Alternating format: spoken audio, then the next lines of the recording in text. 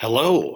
Today we're going to learn a story about good guys and bad guys. And this storyline will help us with multiplying and dividing integers, but also rational numbers, fractions, and decimals.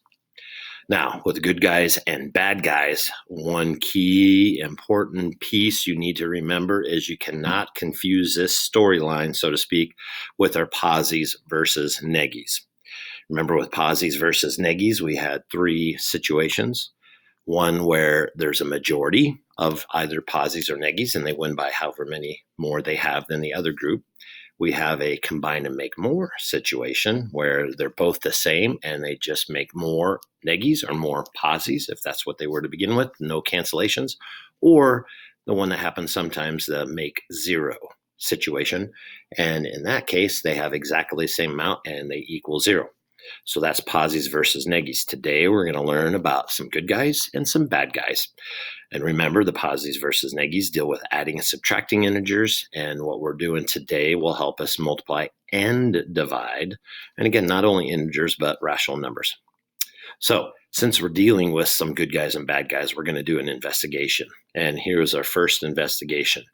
Sometimes we have a good guy. And if you look at this guy, he looks nice. He's got a nice smile, got some cool sunglasses on.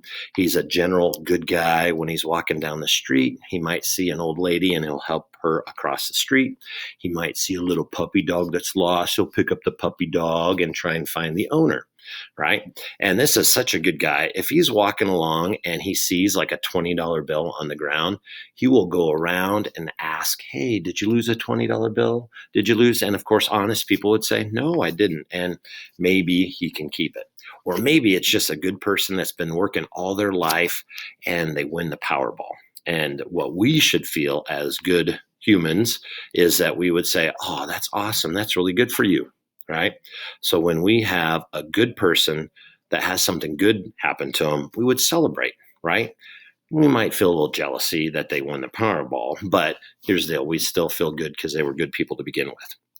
Sometimes, and I guess with this, before I move on, that is the rule that you've been doing all your life. When we have a positive number times a positive number, that equals a positive number. That's just like our multiplication facts. Now we go to investigation 2. With investigation 2, we have the same good guy helping the old lady, helping the little dog. And when he bends over to help the little dog, he drops his wallet. And what happens? He loses his money. Or something bad that might happen, which we would not want to happen to us or anyone else. You break a leg, right? What if that guy was bending over to help that dog and he somehow tripped and fell and broke his leg? Well, as good human beings, we would say, oh, that's too bad. And we'd feel sad for that person. A good guy who's overall nice person has something bad happen to him. We'd say, oh, that's too bad, right? Now, what does this tie to in multiplication and division world? When we multiply a positive number times a negative number, the answer is going to be negative. Okay. There's no who has more. It's a positive times a negative. And if you look, if there's opposite signs, one positive, one negative, the answer is always negative. Okay. All right. So there's our good guy. We're going to say goodbye to him. And now we're going to be introduced to a bad guy. Now, here's the deal. A little side story. When we see people and they look different, we cannot judge them. We should not say, oh, they look scary, and then assume they're scary people. They might be nice people, but maybe they were in a car accident, or maybe they were at war and they had some damage done. So we can't always judge people by their cover. But this guy, not a nice guy. All right. He's walking down the street, sees the old lady, shoves her. What? That's not very good. Sees a little lost dog. He kicks the dog. Oh my gosh. Are you kidding me? This is not a nice person. All right. And let's say this not nice person is walking down the street and he finds a $20 bill on the street. He doesn't ask to see who lost it. He puts it in his pocket. Okay. Or let's say ex-convict gets out of prison for doing something horrible and then they win the Powerball. What would we as human beings think? Well, that's not fair. That's bad, right? And we would cry and we would throw a little pity party, right? We would say, oh, that's not fair. A bad guy who has done bad things has something good happen to him. That's not good. All right.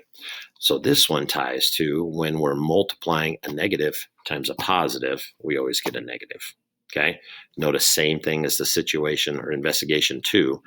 There's one negative, one positive, always negative. Doesn't matter who's bigger. We just multiply. Okay. Now our last and final investigation, that bad guy just shoved the old lady. Oh man, just kicked that little dog, right?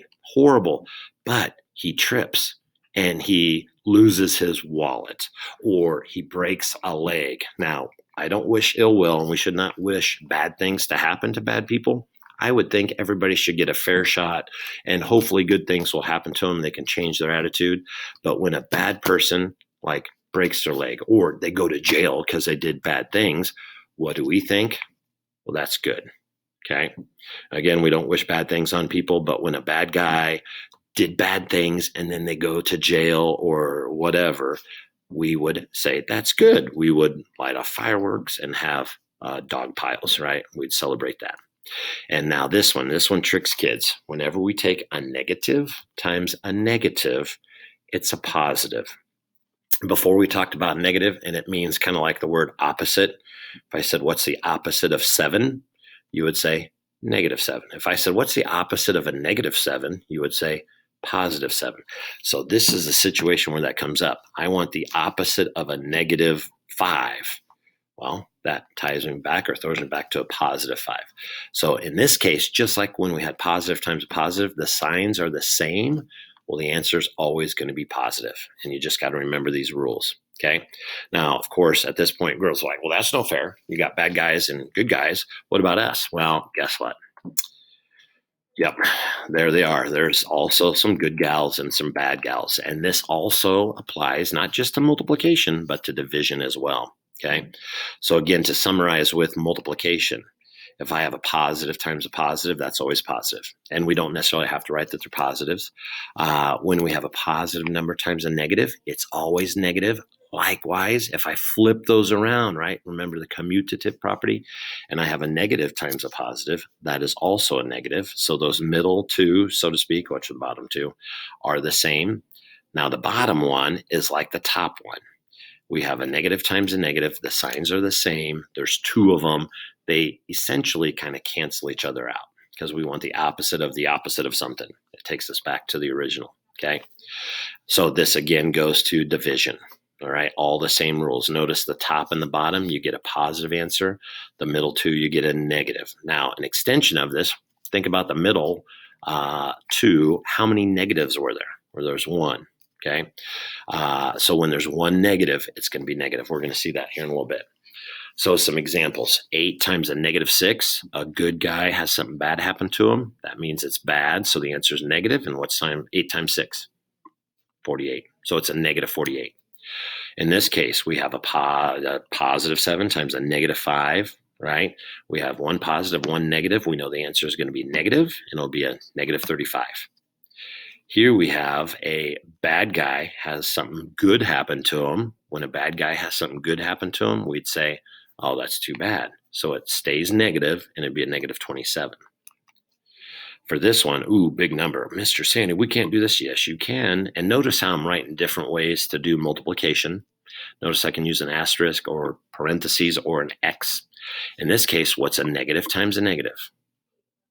Right? When a bad person has something bad happen to them, we'd say, oh, that's good. They got what they deserve because they did bad things, right? So it's a positive.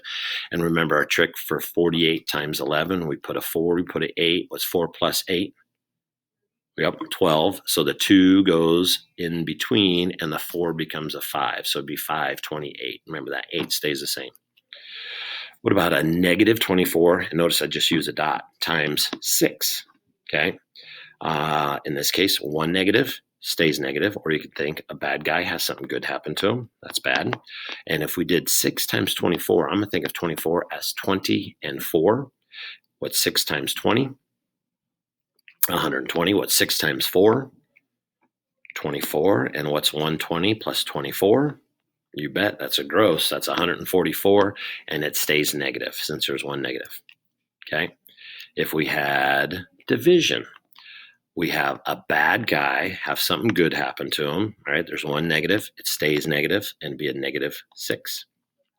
If I had 45 divided by a -5, there's one negative. A good person has something bad happen to them. We'd say, oh, that's too bad, right? And so we'd have a -9. In this case, we have a +9 divided by -3. That's another situation where we have a good person who has something bad happen to them.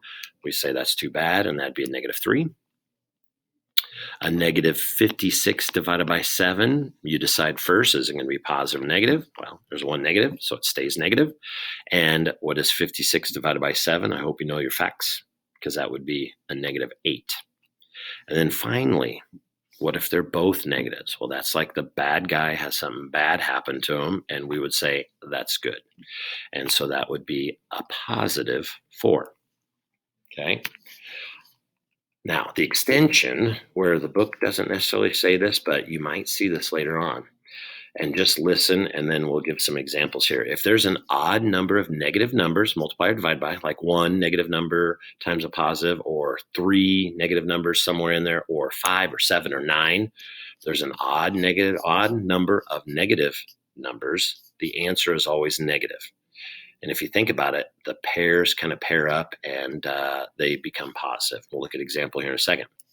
The other hand is if there's an even number, there's 2 negative numbers or 4 negative numbers or 6 or 8 or 10 negative numbers, multiplied or divided by each other, the answer is always positive. Okay, so how is that? Well, if we look at this, and let's see if I can do a pen on here. I don't know if I can do a pen. It's not letting me do a pen. But if you look at a -1 times a -1, the first two, well, that's a positive one. If you look at the third and fourth negative ones, those become positive. The fifth and sixth, they become positive. There's 7 and 8. If you look at, there's 8 total. They negative times negative, it's all positives going across. Okay, so that would equal a positive one. If we had this one, you count those up, there's actually 7 negative ones. And we know 1 times 1 gives us 1. So that's not the main question here. But if you look at the first two, negative times negative, that's positive. If you look at the next two, negative times negative, that's positive. If you look at the third set of the 2 negatives, that is also positive. There's just 1 negative left over, so we know the answer is negative. What about if I had 37 negative numbers multiplied together? Is it going to be positive or negative? Well, those first 36 would all kind of cancel each other out, become positive. You have 1 left over, so it'd be a negative answer. What if I was crazy and I wanted to multiply 104 negative numbers? Well, we know that's even, so the answer would be positive. Okay. For practice, there is a worksheet of multiplying and dividing integers. It's a paper worksheet. It's actually linked on your Canvas. If you can print it out and do it, great. Otherwise, write down the answers and you could email me if you don't have the worksheet. Okay. Hopefully that makes sense. That is a story we will use to help us multiply and divide rational numbers and integers.